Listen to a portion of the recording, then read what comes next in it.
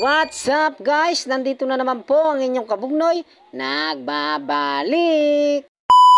Hello guys! For today's video nga pala magluluto kami ng tulingan. Wow! Nabili po ng ating mga bossing itong tulingan ay ganang 1.5 kilo po at medyo mahal po ngayon ng isda. Agad na po namin inasikaso ni Borlulo itong ating pagpapadikitan at magpaparikot po kami ng apoy dyan para po sa ating paglulutuan. Medyo maaga po kami ngayon magluluto. Ngayon po mga alas 10 lang ng umaga. Sabi ng mga kasama ko kami daw po magluto na total maya may kakain din naman ay iba daw yung nagluluto na at kiwa na medyo maulan po ngayon dito sa amin. Nang mahugasan po ni Borlulo itong ating isda ay agad na po niya isinalang. Ang gagawin po namin diyan sa tulingan yan, amin daw po muna isasaing. Tapos mamaya ating igagata ay quality na naman yan, perfect man din.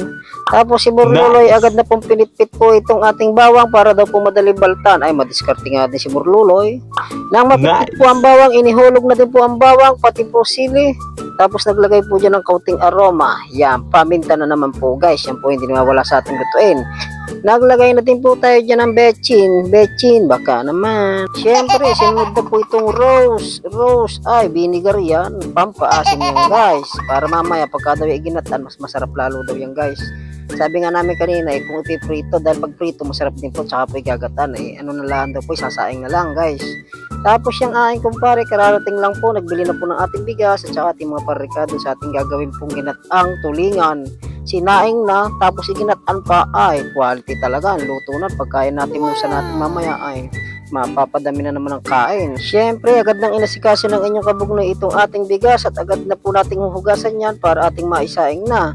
Para maluto na din po yan. Ang binili po namin bigas dyan ay 1.5 kilo lang daw at medyo kakaunti po kami ngayon.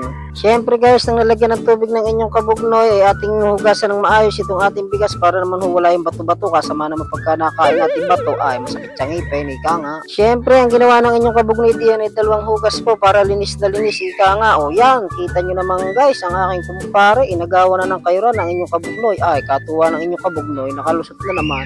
Siyempre, masakit ang katawan, basketball, kaya ikaw muna pare at yan huy absino na 4 na araw. Kaya naman siya ngayon ang nakatoka po sa pagkakayod at yung kanya namang anak ko ngayon ay medyo okay na din. Salamat naman at okay na. Kaya nakapasok na po. At yan guys, hinulog na po itong ating kakanggata. Naglagay na din po ng mustasa diyan at saka talong. Ay, quality talaga. Perfect man din. Yan guys, syempre sasaid din natin ang gata at sayang yan dahil sa palengke talagang napakamahal po niyan.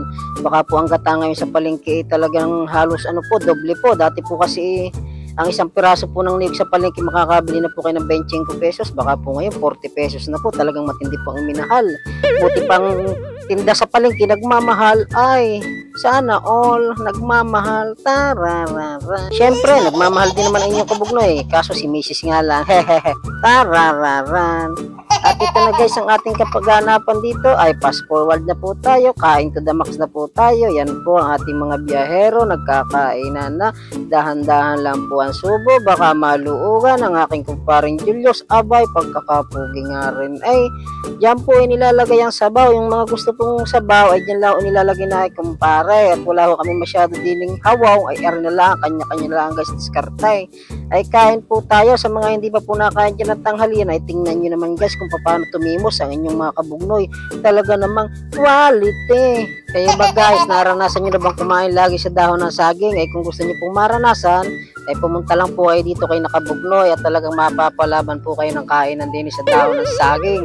Alam nyo na guys, bukod sa hindi na kayo magpipinggan, wala na kayong pinggang hugasan, syempre pagkakain natin, tapon lang ng tapon guys, wala na talagang ligpit-ligpit pa, isang tapon lang yan, okay na, hindi kagaya pag sa pinggang kakakain, pag tinatamad ka maghugas, ay di nakatiwang-wang lang diyan ay ito at itong mga tira po namin pinapakain po namin dito sa aso gawa ng aking kumpare po din may alagang aso o kaya naman po sa manok namin pinatutuka guys kaya wala po kasi ang sayang dito sa amin tirang pagkain. Pag minsan naman guys nag-uuwi din ang aking father at pinapakain din dito sa aso sa amin. Yan guys, back to the ball game na uli. Aba, talaga nakahirit pa nga ng sabaw aking mga kumpare. Talaga napakabait niya din. Ay, yan po kami taga-sandok diyan. Kaya sabi nga lagi, pagka kami kakain, siyang malapit po dito sa aming pang-ulam. Alam niyo naman si Parang Julius. Kahit mamaya na siya, basta wag lang mapaya sa mga tropa. Tara. Guys, hanggang dito na lang po. Paalam.